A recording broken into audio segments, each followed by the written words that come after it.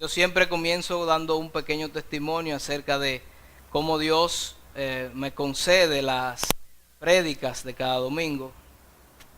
Y en este caso es curioso porque tuve que cambiar 2 prédicas antes de llegar a esta. Le comentaba a Andrew el domingo pasado que estaba preparando una prédica contra el legalismo y el Señor me dijo, es que eso no es para la iglesia, eso es para ti.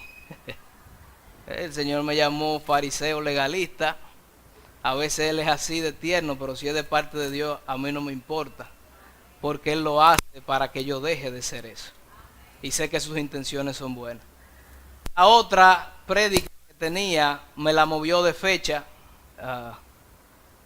Todavía la tengo, pero me dijo, no es el momento de ese tema. Y me lo dijo a través de la pastora, aunque ella no lo supo. Yo puedo predicar con esto. Pues sí, la pastora me dice que predique sobre la familia.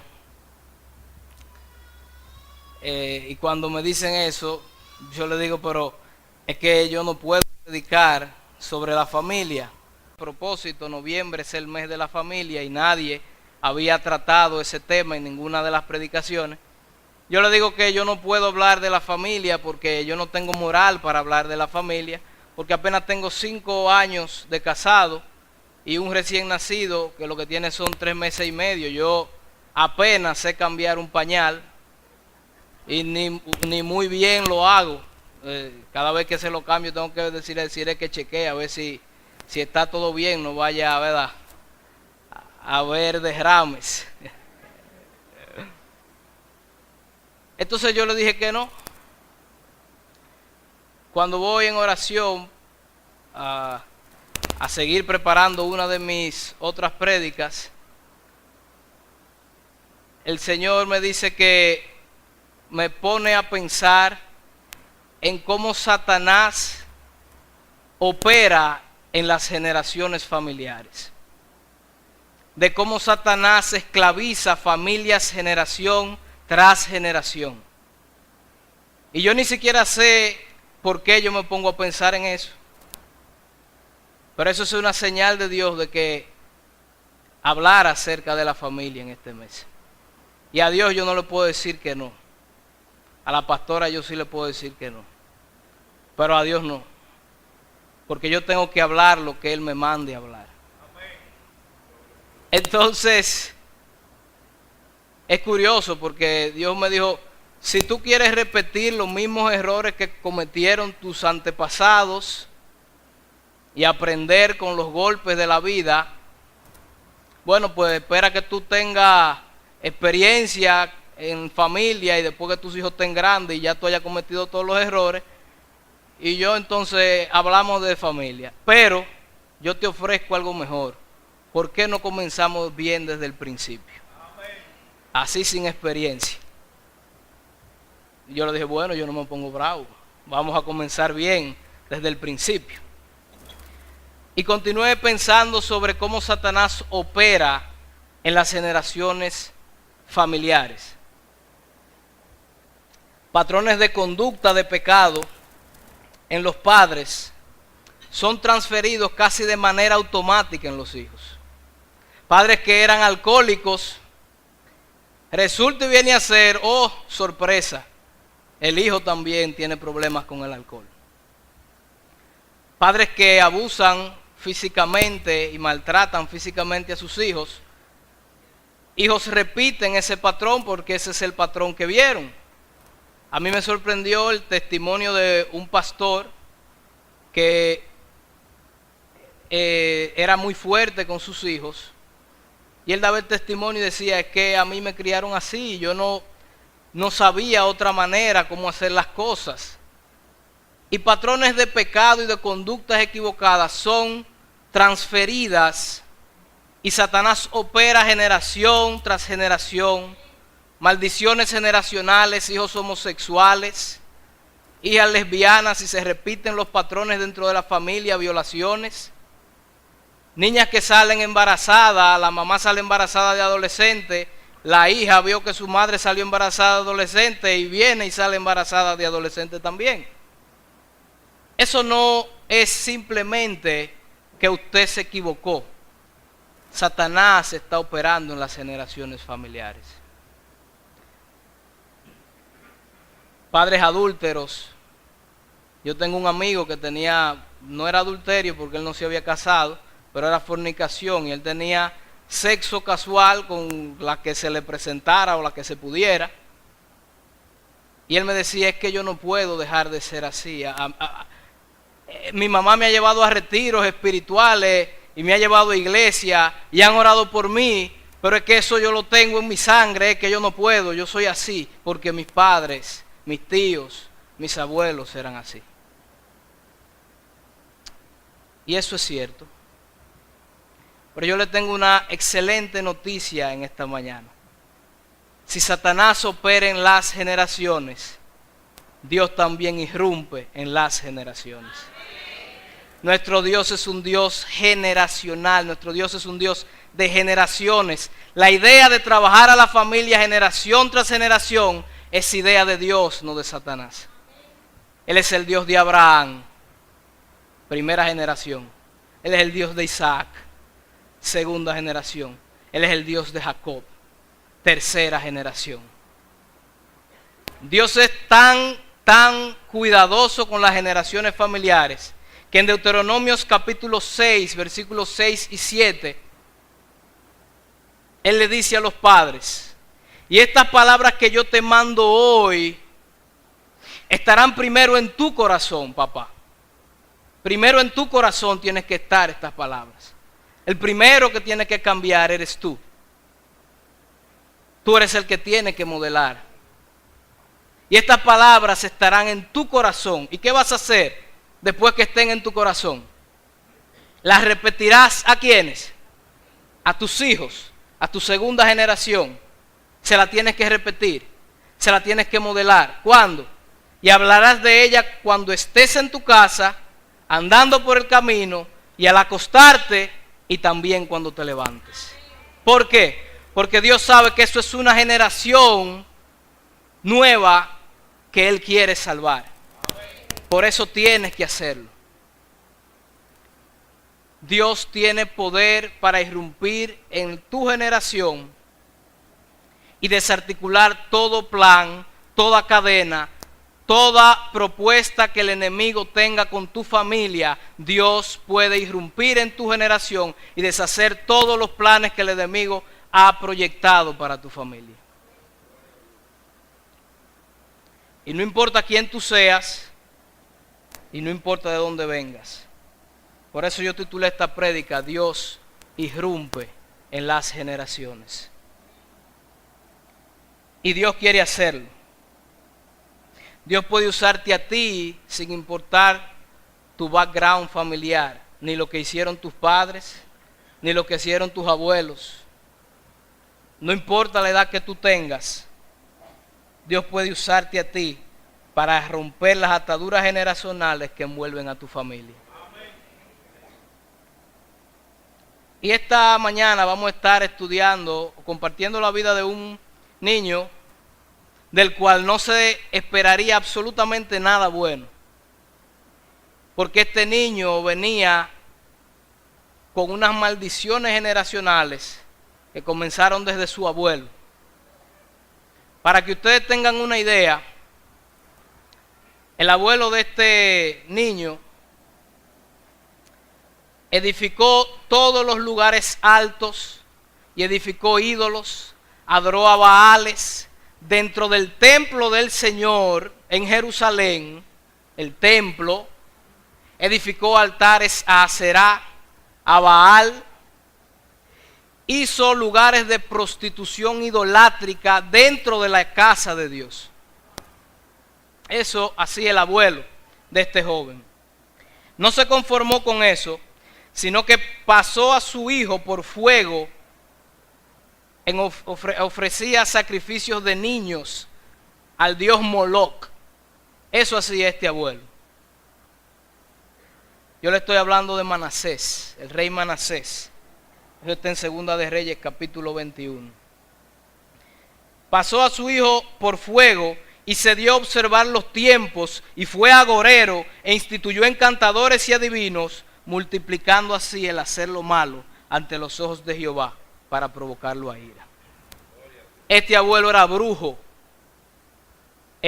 consultaba adivinos, consultaba los astros, adoraba a Será, a Baal y a todos los dioses paganos. Y no lo hacía a él solamente, sino que corrompió a todo el pueblo. Y todo el pueblo estaba en prostitución idolátrica. Fuera de eso, Manasés derramó mucha sangre inocente en gran manera. Oiga esto, hasta llenar a Jerusalén de extremo a extremo. Qué abuelito más tierno. Este abuelo tuvo un hijo que se llamó Amón. Y adivine qué hizo Amón. Pim pum, exactamente continuó la maldición generacional y continuó, dice la Biblia, los caminos de su padre. Quemaba a sus hijos, se los ofrecía a Moloc,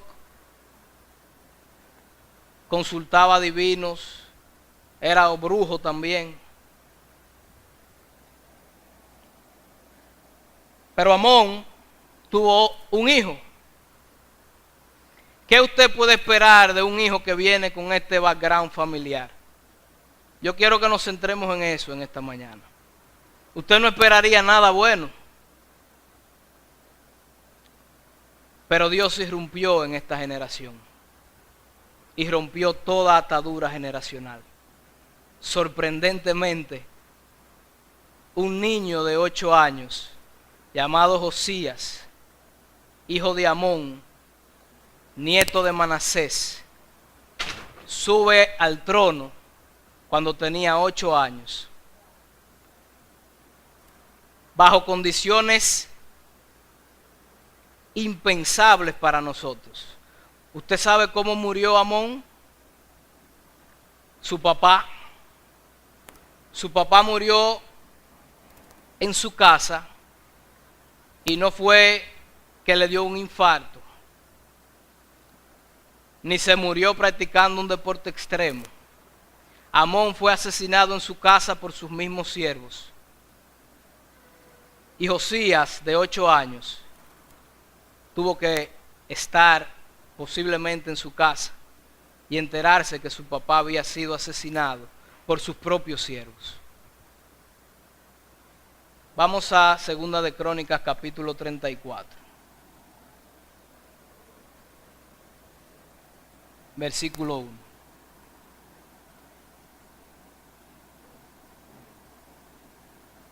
Vamos a leer versículo 1 y 2. De 8 años era Josías cuando comenzó a reinar, y 31 años reinó en Jerusalén. Este hizo lo recto ante los ojos de Jehová. Y oigan esto, qué curioso. Y anduvo en los caminos de Amón su padre, o de Manasés su padre. Curiosamente, este niño anduvo en los caminos de David. La traducción original no es su padre, es su antepasado, su ancestro, antepasado. De David su padre, sin apartarse, oiga esto, ni a la derecha, ni a la izquierda. Cuando Dios irrumpe en una generación, tenemos que saber que es Él quien tiene la iniciativa. Y usted me dirá, ¿y cómo Dios tuvo la iniciativa haciendo pasar a este niño por este trauma de la muerte de un padre a la edad de 8 años, asesinado por sus siervos? Precisamente en este caso, Dios irrumpió por medio del sufrimiento. Algo malo vio este niño en su papá que no quiso imitarlo. Algo malo vio este niño en su papá que decidió seguir a un antepasado que estaba lejísimo de él, que era el rey David. Papá tuvo que haber hecho algo malo para que sus propios siervos lo mataran. Y Dios irrumpe en medio del sufrimiento causado a este niño de 8 años, para que este niño no quiera ser como su papá.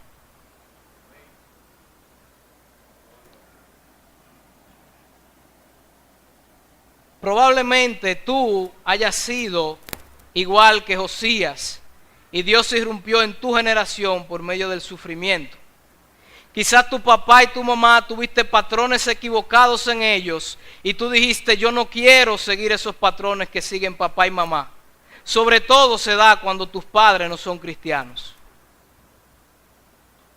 Quizás en tu casa tus padres se divorciaron y tú no entendías por qué tus padres se divorciaron, pero tú has pensado que cuando tú seas grande y te cases, tú no te vas a divorciar.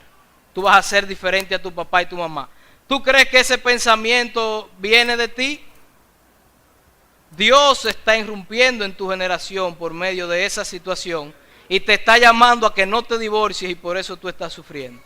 Porque Dios quiere intervenir en tu generación y te está hablando por medio del sufrimiento. Quizás tú tuviste padres ausentes que se la pasaban trabajando todo el tiempo para darte lo mejor, entre comillas. Y tú tuviste lo mejor, pero no tuviste un padre, porque nunca estaba. Y tú dices, yo no quiero ser en ese sentido como mi papá. Yo quiero estar con mi hijo y dedicarle tiempo a mi hijo. Así que yo voy a ser diferente. ¿Quién tú crees que está irrumpiendo en tu generación? Dios está irrumpiendo en tu generación. Y tú lo estás escuchando por medio del sufrimiento.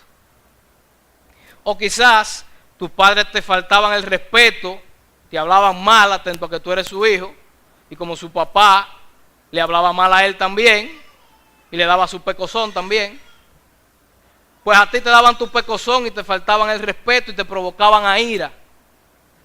Pero tú leíste en la Biblia que los padres no deben provocar a ira a sus hijos.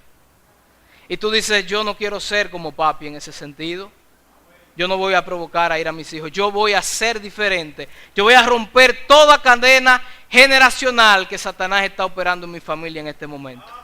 Y Dios te está hablando en medio de ese sufrimiento. Tienes que considerar eso. Quizás tú tuviste padres que no fueron cristianos y te hablaban mal, te faltaban el respeto.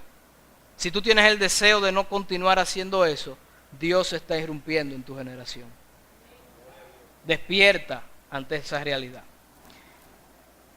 Josías ve que su padre no hizo nada bueno y dice, yo no voy a seguir a mi papá, yo voy a seguir a David, y tomó como modelo este rey. Imagínense, un niño de 8 años ni sabía a quién imitar, no sabía qué hacer. Y Dios irrumpió. Vamos a seguir, 2 de Crónicas, capítulo 34. Vamos a leer del 3 al 7. A los 8 años de su reinado, siendo aún muchacho, comenzó a buscar al Dios de David. ¿Al Dios de quién? Al de David, no al Dios de Amón, porque Amón tenía muchísimo y él ni sabía cuál seguir. Al Dios de David su padre, y a los 12 años, oigan esto, comenzó a limpiar Judá y Jerusalén de los lugares altos, imágenes de Aserá, esculturas e imágenes fundidas. Y derribaron delante de él los altares de los Baales, e hizo pedazos las imágenes del sol que estaban puestas encima. Despedazó también las imágenes de Aserá, las esculturas y estatuas fundidas, y las desmenuzó y esparció el polvo sobre los sepulcros de los que habían ofrecido sacrificios. Vamos a dejarlo hasta ahí. Básicamente este muchacho limpió los alrededores de Jerusalén, destruyendo todos los ídolos que había. Ahora, quizás muchos jóvenes piensan aquí que no deben buscar a Dios por el hecho de ser jóvenes, porque le han dicho que los jóvenes son malos y que los jóvenes son rebeldes y que los jóvenes no entienden. Pero Josías rompió ese patrón y a los 16 años dice la Biblia que Josías comenzara a buscar al Dios de David, al Dios de David su padre. 8 años dura Josías para comenzar a buscar a Dios. Y eso es lo primero que nosotros tenemos que hacer si queremos que Dios irrumpa en nuestra generación. Después que Dios irrumpe y entendemos que Dios quiere que nosotros hagamos las cosas diferentes con nuestros hijos, ¿a dónde usted cree que tenemos que ir a buscar un modelo? Tenemos que ir a Dios, porque Dios diseñó, Dios es el diseñador de la familia. Dios es el que le da los roles a los padres. Dios es el que le da los roles a las madres. Dios es el que idea los roles de los hijos. Y Dios es el que crea la familia. Él es el autor de la familia. Y la familia es una institución que le pertenece a Él. Así que tenemos que buscar a Dios si queremos que Dios irrumpa de manera efectiva en nuestras familias. El hecho de que Josías haya buscado al Dios de David, él no buscó a David porque David fue mejor o fue perfecto o fue santo. Él no buscó a David a causa de que David mató a Goliat, y él lo sabía, porque en las crónicas de los reyes se escribían y él tenía un escriba que se llamaba Safán. Probablemente esos 8 años Safán se la pasó leyéndole las crónicas de los reyes hasta que llegó a David. Cuando llegó a David dijo, yo quiero seguir al Dios de ese rey. Yo voy a buscar al Dios de ese rey. El atractivo de David no fue que mató a Goliat, ni que le cantaban el corito de que Saúl mató a sus 1000 y David a sus 10,000. El atractivo de David era su Dios. Por eso dice, yo voy a buscar al Dios de David. La causa que llevó a buscar a Dios, que llevó a Josías a seguir a David, fue el Dios a quien servía David. Todos los otros reyes fueron idólatras.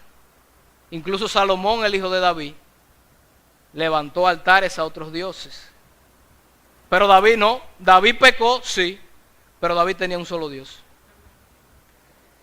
Y si tú y yo queremos que Dios irrumpa en nuestra generación, tenemos que buscar a Dios. Y el problema no es tanto buscar a Dios. Ahí no es que nosotros hemos fallado, porque nosotros en cierta manera lo buscamos. El problema es que no lo buscamos de manera efectiva. No lo buscamos como Él manda a que lo busquemos. Lo buscamos como a nosotros nos da la gana de buscarlo. Pero Dios dijo cómo podemos buscarlo de manera efectiva. Y se lo reveló al profeta Jeremías. En Jeremías 29:13, Dios le dice a Jeremías, y me buscaréis, y me hallaréis, porque me buscaréis de todo vuestro corazón. Si usted busca a Dios con un corazón dividido, usted no lo va a encontrar. Y Dios no va a poder irrumpir como Él quisiera en su generación. Nosotros no tendemos a buscar a Dios con todo nuestro corazón. Y tiene que ver con problemas en nuestras generaciones. Yo le voy a poner un ejemplo. Nuestros padres quizás servían a Mamón en vez de a Jehová. Y nuestros padres de boca nos decían que sirviéramos a Jehová, pero ellos mismos se la pasaban sirviendo a Mamón.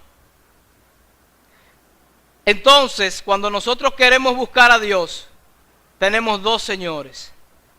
Tenemos un problema con Mamón, que fue el Dios al que servían mis padres, pero yo quiero buscar a Jehová.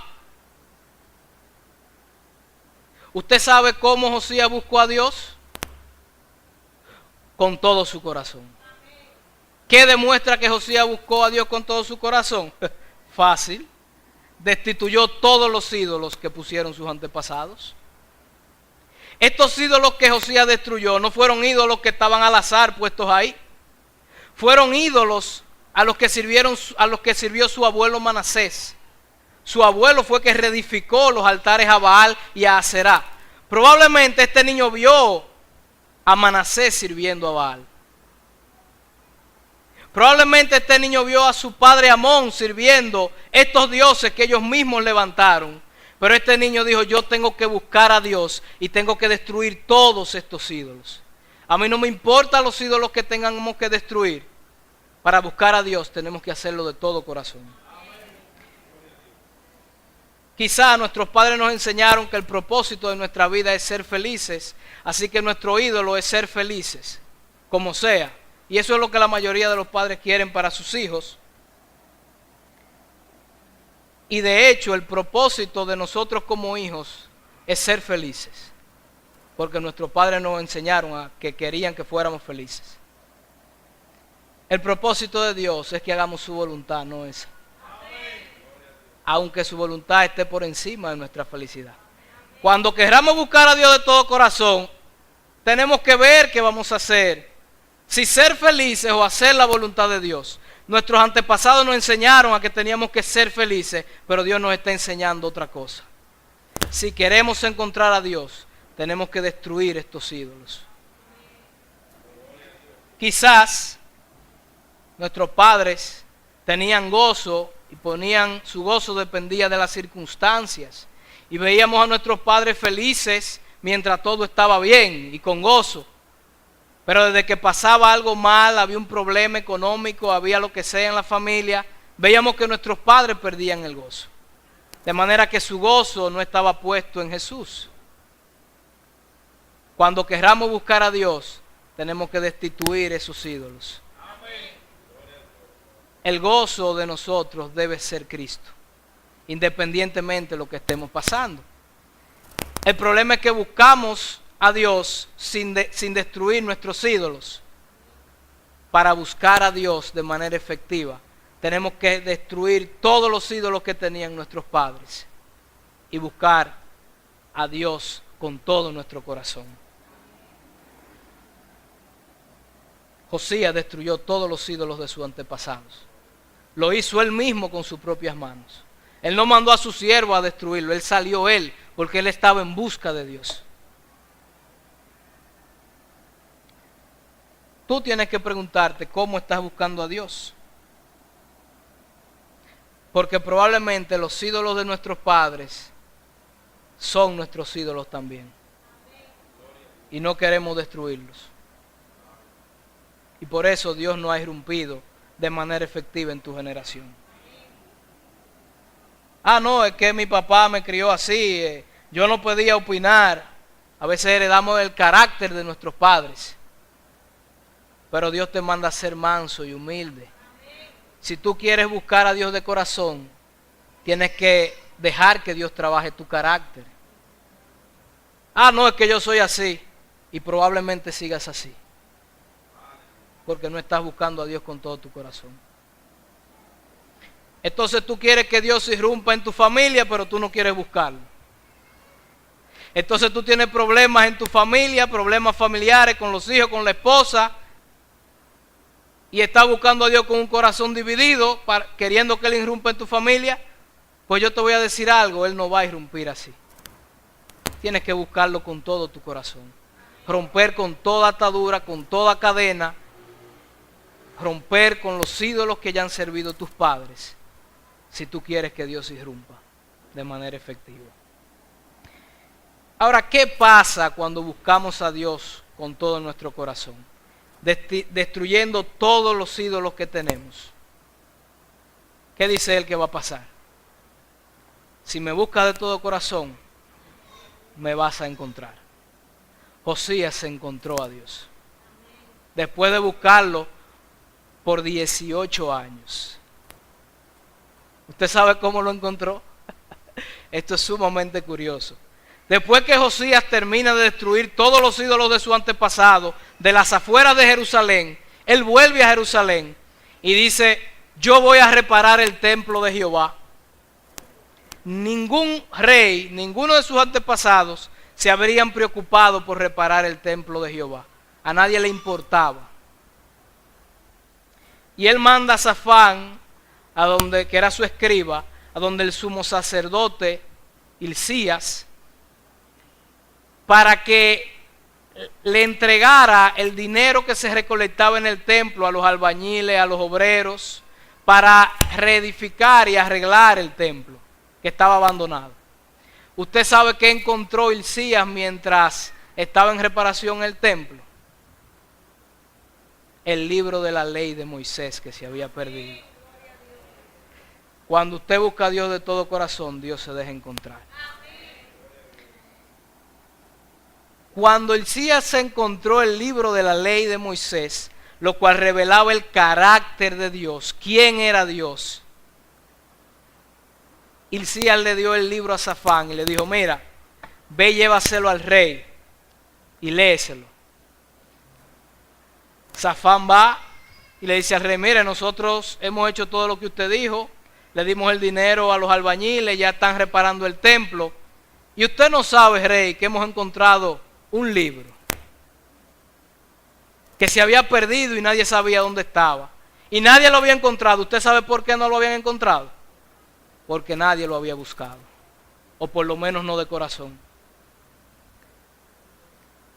Cuando Safán el escriba le lee el libro de la ley a Josías, oye, mire cuál fue la reacción de Josías.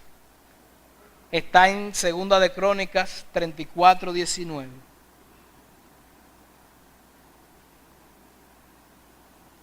Luego que el rey oyó las palabras de la ley, rasgó sus vestidos. Arrepentimiento, humildad. Vamos a seguir leyendo. Y mandó a Hilcías y a Hicán, hijo de Safán, y a Abdón, hijo de Micaías, y a Safán escriba, y a Asaías, rey, siervo del rey, diciendo, andad, consultad a Jehová por mí y por el remanente de Israel y de Judá, acerca de las palabras del libro que se ha hallado, porque grande es la ira de Jehová que ha caído sobre nosotros, por cuanto nuestros padres no guardaron la palabra de Jehová para hacer conforme a lo que está escrito en este libro. Entonces Hilcías y los del rey fueron a Huldá, profetisa, mujer de Salún, hijo de Ticvá, hijo de Jarjás, guarda de las escrituras, la cual moraba en Jerusalén en el segundo barrio, y le dijeron las palabras antes dichas. Y ella respondió, la profetisa, Jehová Dios de Israel ha hecho así. Decid al varón que os ha enviado a mí, que así ha dicho Jehová. He aquí yo traigo mal sobre este lugar y sobre los moradores de él todas las maldiciones que están escritas en este libro que leyeron delante del rey de Judá. Por cuanto me han dejado y han ofrecido sacrificios a dioses ajenos, provocándome a ira con todas las obras de sus manos. Por tanto se derramará mi ira sobre este lugar y no se apagará.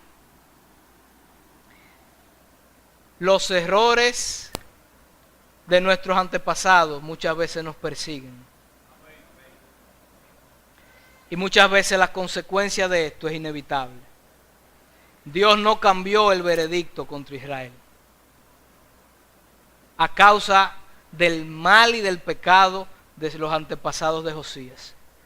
Pero ¿y qué iba a pasar a la generación de Josías? ¿Qué iba a hacer Dios con aquel que lo buscó de todo corazón, tratando que Dios cambiara su generación? Oigan lo que dice Dios a Josías. Versículo 26. Mas al rey de Judá que os ha enviado a consultar a Jehová, así le diréis, Jehová el Dios de Israel ha dicho así, por cuanto oíste las palabras de este libro, y tu corazón se conmovió, y te humillaste delante de Dios al oír su palabra sobre este lugar y sobre sus moradores, y te humillaste delante de mí, y rasgaste tus vestidos, y lloraste en mi presencia, yo también te he oído. Así le dijo Jehová. He aquí que yo te recogeré con tus padres, y serás recogido de tu sepulcro en paz. Y tus ojos, oigan esto, no verán todo el mal que yo traigo sobre este lugar y sobre los moradores de él. Y ellos dieron al rey su respuesta. Dios contuvo su ira contra esta generación, porque hubo un hombre que estuvo dispuesto a romper con toda maldición generacional, porque hubo un hombre que lo buscó con todo su corazón, destronando todos los ídolos de sus antepasados, y estuvo dispuesto a escuchar la voz de Dios y a actuar consecuentemente a lo que Dios le dijo. Dios le dijo, yo te voy a preservar con vida y tú no vas a ver todo el mal que yo voy a traer. ni tú ni esta generación. Mientras tú estés vivo, Israel puede estar tranquilo. Ahora, muchas veces buscamos a Dios, Dios se nos revela. La pregunta es, ¿qué hacemos con lo que Dios nos revela? El hijo de Josías también le llevaron un rollo. Jeremías era el profeta en los tiempos de... El hijo de Josías se llamaba Joacim. Dios le da una palabra a Jeremías para que se la llevara a Joacim. Y le dijo, escríbela en este rollo y dísela al rey Joacim. ¿Usted sabe qué hizo Joacim con lo que Dios le había revelado al profeta Jeremías? Eso está en Jeremías capítulo 36. Cuando Dios se le reveló a Joacim, por medio de las palabras del profeta escritas en un rollo, Joacim quemó ese rollo. Lo tiró al fuego. No se humilló, no actuó conforme a lo que Dios le había dicho. Y ahí vino Babilonia y cayó cautivo Israel.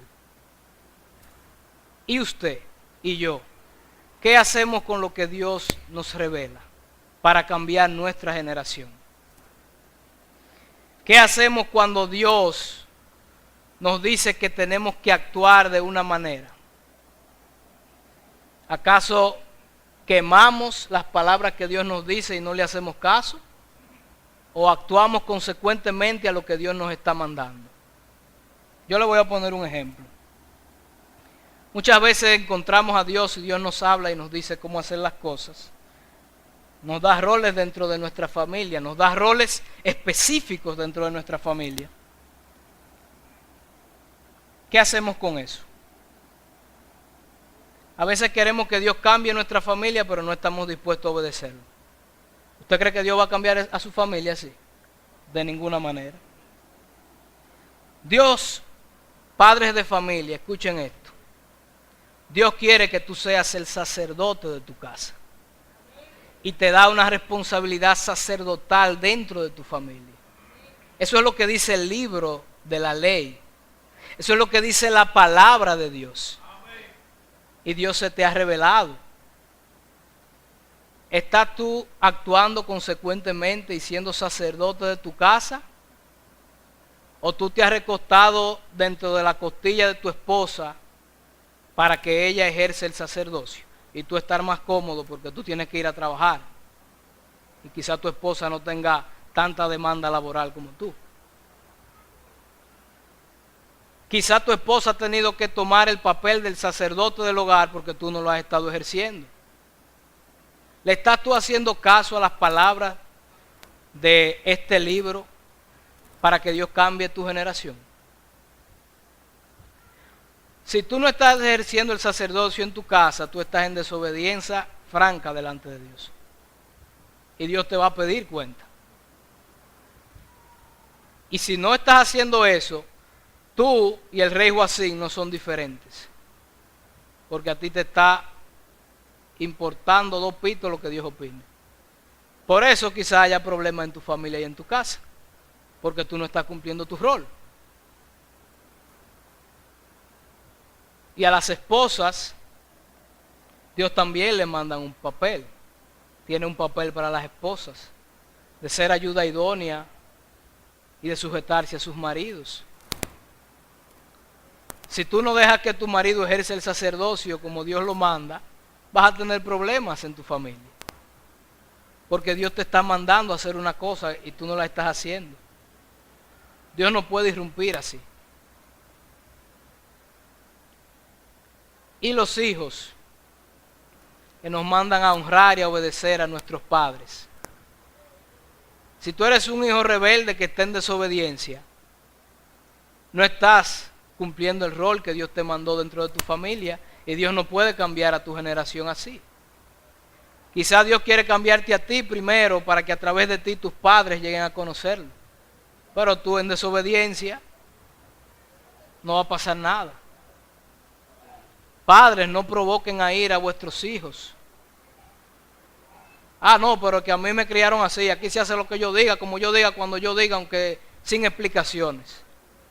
Ese no es el mandato bíblico y no estás haciendo caso a lo que Dios te está diciendo. Dios quiere irrumpir en tu generación, pero tú tienes que escuchar la voz de Dios y actuar consecuentemente con lo que Dios te está diciendo. Si no, no vas a poder cambiar nada. Y tu familia va a seguir igual. Yo no sé si a alguien aquí le interesa que Dios irrumpa en su generación. Si a usted le interesa eso, tiene que buscar a Dios con todo su corazón. Destrone los ídolos que sirvieron sus padres. Aún sus padres siendo cristianos, porque son pecadores y cometen errores. Mis padres, por ejemplo, han sido cristianos toda su vida. O desde que yo lo conozco. No toda su vida. Pero ellos prefirieron un colegio de buen nivel académico antes que un colegio cristiano para criarme a mí. Para que yo me educara bien. Antes de yo tener mi hijo, le dije a Desiree, yo no voy a hacer eso. ¿Usted sabe por qué? Porque yo todavía estoy pagando las consecuencias de eso. Mi talón de Aquiles son mis amigos no conversos. Esa es mi debilidad, una de ellas, dentro de tantas. Y yo le dije a Desiree, yo no voy a poner a mi hijo en un colegio que no sea cristiano. A mí no me importa el nivel de educación académico que sea. La palabra de Dios es más importante. Así que yo no voy a cometer su error. Ellos no lo hicieron conscientemente, quizá por ignorancia, pero Dios a mí me habló y me dijo, tú no vas a poner a tu hijo en un colegio no cristiano. Que mi palabra esté primero por encima de todo eso. Así que yo tengo que romper con eso. ¿Qué termina diciendo Dios acerca de Josías? Vamos a Segunda de Reyes capítulo 23, 25. Yo pensaba que esto era imposible, personalmente hablando. Esto que dice aquí, yo creía que para un mortal esto era imposible. Segunda de Reyes, capítulo 23, versículo 25. Segunda de Reyes, capítulo 23, versículo 25. Oiga la opinión de Dios acerca de un hombre que lo busca con todo su corazón y actúa consecuentemente a lo que Él le ha revelado. Yo creía que esto era imposible para un simple mortal.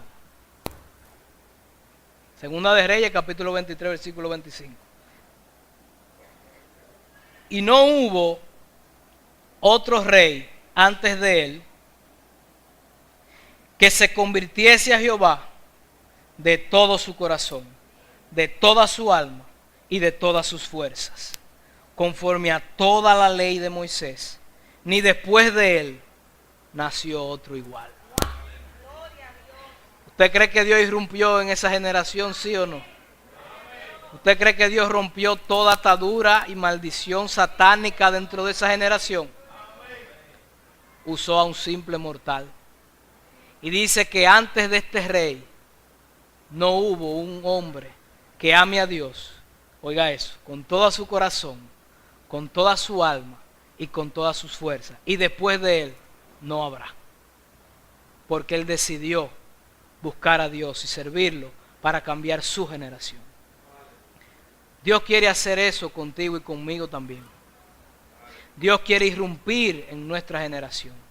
Dios quiere cambiar el curso de nuestra familia.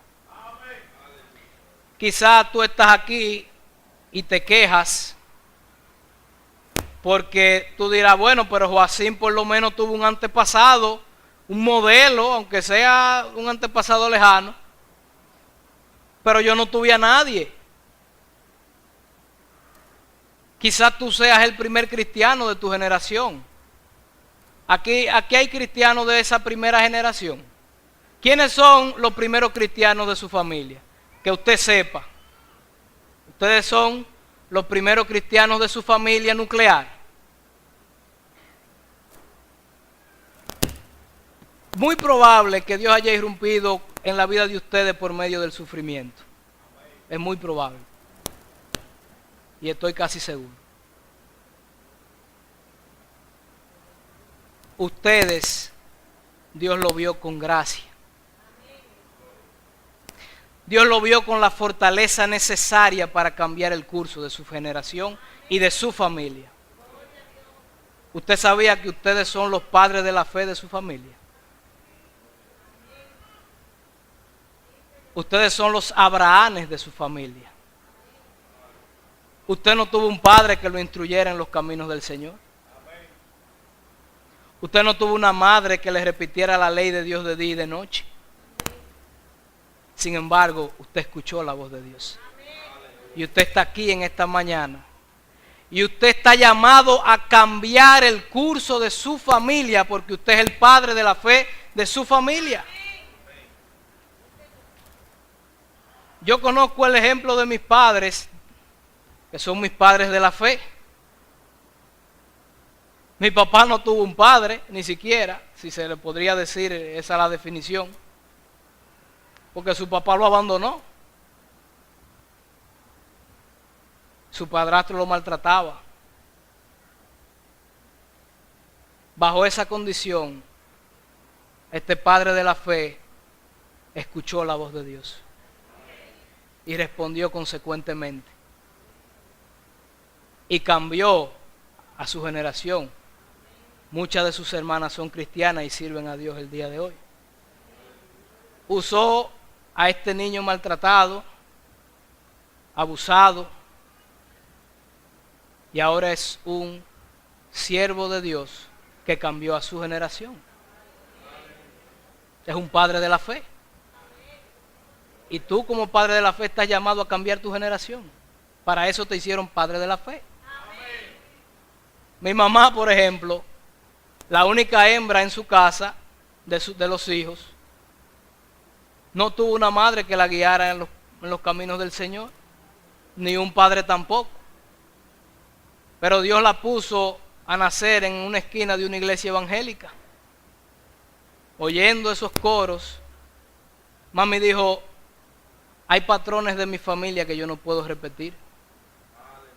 Y Dios irrumpió por medio de la más insignificante, la única hembra, para cambiar el curso de su generación y de su familia.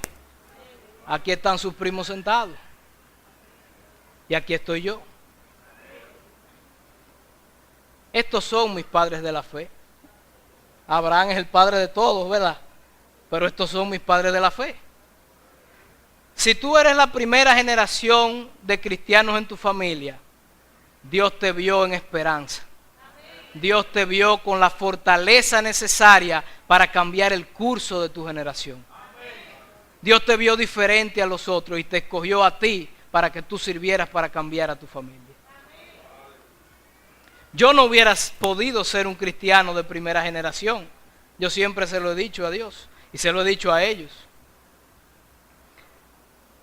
A manera de testimonio, cuando yo era adolescente, yo me quejaba con Dios por la familia en la que me puso. Porque yo no quería servir a Dios. Estos padres de la fe para mí eran un estorbo insoportable. Yo quería irme a la romería del Centro Español, porque todos mis amigos se iban para la romería y yo no podía irme para la romería.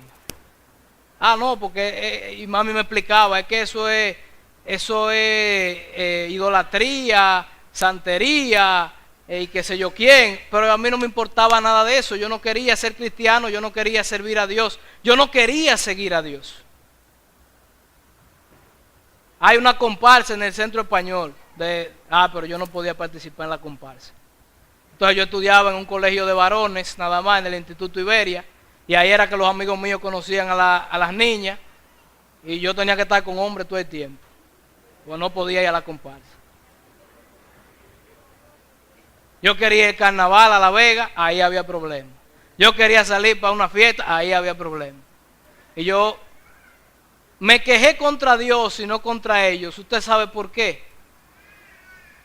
porque ellos estaban siguiendo instrucciones de otra persona. Ellos estaban siguiendo el libro de la ley. Así que si sus padres, hijos, ahora lo están estorbando, no le eche la culpa a ellos, vaya donde Dios, porque ellos están siguiendo órdenes. Y yo le decía al Señor, mira, ¿para qué tú me pusiste aquí en esta familia tan religiosa, tan cuadrada?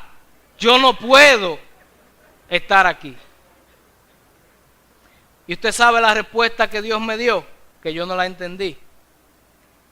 Dios me dijo, porque yo quiero salvarte. Por eso te puse esos padres de la fe. Si yo no te pongo esos padres de la fe, tú te vas para el infierno seguro. Yo creo que le dije, pues mándame para el infierno. Pero la idea es que yo entendí eso. Y si Dios no me hubiera puesto estos padres de la fe, yo no hubiera podido ser un cristiano de primera generación. Yo no tenía lo que se necesitaba para eso, pero ellos sí. Y por medio del sufrimiento, Dios lo hizo padres de la fe para mí. Ellos son mi Abraham. Yo soy Isaac. Y yo espero que aquel sea Jacob. Digo, yo espero que él sea Jacob. Yo voy a hacer lo que a mí me toca. Y voy a descansar en que Dios hará lo que a él le toca. ¿Quiénes son cristianos de segunda generación aquí? Yo soy un cristiano de segunda generación. Y de tercera generación, de los abuelos, son los que usted conoce, los abuelos eran... Mire, usted no se imagina la gracia que Dios ha depositado en su vida. Porque probablemente usted llegó a los pies de Dios por instrucción de sus padres. Usted no tuvo que pasar lo que ellos pasaron, ni vivir lo que ellos vivieron.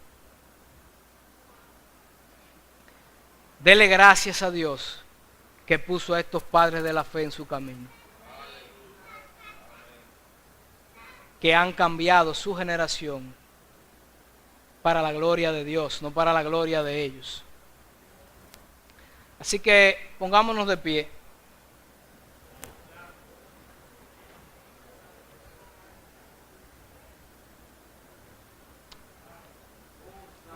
¿Quiénes tienen a sus padres de la fe aquí, en la iglesia?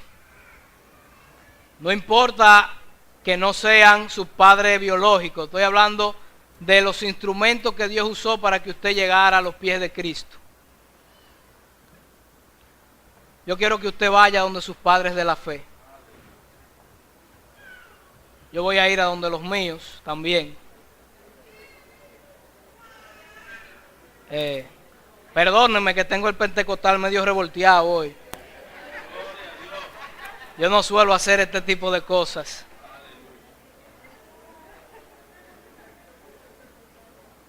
Sí, tengo el pentecostal revolteado porque... Yo creo que nosotros debemos dar honra a quien honra merece, porque eso es un mandato bíblico. Y aunque yo tenga el pentecostal revolteado, no me estoy saliendo de lo que Dios establece. Dios manda a dar honra al que honra merece. Yo quiero que nosotros oremos por nuestros Abrahames, por nuestros padres de la fe. Mire, si usted no tiene a su padre de la fe aquí, que fue que lo instruyó, ore por ellos desde aquí como quiera, porque ellos siguen mereciendo honra. Así que yo voy a venir con mis padres de la fe. Mis padres de la fe me dejaron poco trabajo a mí, porque han sido padres de la fe para muchos. Y yo quiero que oremos por estos padres de la fe. Porque estos padres de la fe tuvieron que sufrir lo que nosotros no vamos a sufrir. Porque estos padres de la fe sufrieron traumas para poder llegar a los pies de Cristo. Y hoy nosotros estamos aquí gracias a ellos. Así que yo quiero que oremos por ellos. Padre, gracias te damos. Gracias por mis padres de la fe, Señor. Piense en esta primera generación de creyentes a través de la que Dios los trajo a sus pies. Gracias por sus vidas, Señor. Gracias porque tú nos hablaste a través de ellos. Gracias porque tú nos estorbaste a través de ellos, Padre. Gracias porque ellos son un vivo ejemplo de que servirte a ti tiene sus recompensas, Señor. Aún aquí en la tierra, Padre. Y en esta mañana nosotros queremos honrarlos como padres de la fe que tú has puesto para nosotros, Señor. Nosotros te pedimos que tú los bendigas, Señor, con toda bendición celestial, Señor. Gracias. Tú conoces sus debilidades, tú conoces sus luchas, tú conoces su pecado, Padre. Yo te pido que así como tú has estado con ellos desde el principio, tú fortalezcas sus rodillas, Señor. Tú fortalezcas sus lomos, Padre, para que ellos puedan continuar con la obra que tú has puesto sobre sus hombros. Para que ellos puedan cumplir con la responsabilidad de seguir siendo padres de la fe para más personas, Señor. Ayúdanos a honrarlos, Padre. Ayúdanos a amarlos, Señor, como ellos se merecen. Ayúdanos, Señor, a valorarlos, Señor. A valorarlos porque tú lo has usado a ellos como instrumento para traernos a las otras generaciones a tus pies, Señor. Ayúdanos a honrarlos, Padre. Ayúdanos a obedecerlos, Señor, como ellos merecen que lo obedezcamos, Padre. Te pedimos que tú sigas trabajando en sus vidas, sigas trabajando en sus corazones, para que ellos sigan siendo bendición para las generaciones futuras que vienen, Señor. Que si los de segunda generación nos desviamos, estos baluartes sigan firmes, Señor, en tus caminos y sigan enseñándonos que tú eres su norte, Padre. Te lo pedimos en el nombre poderoso de Jesús. Amén y amén y amén.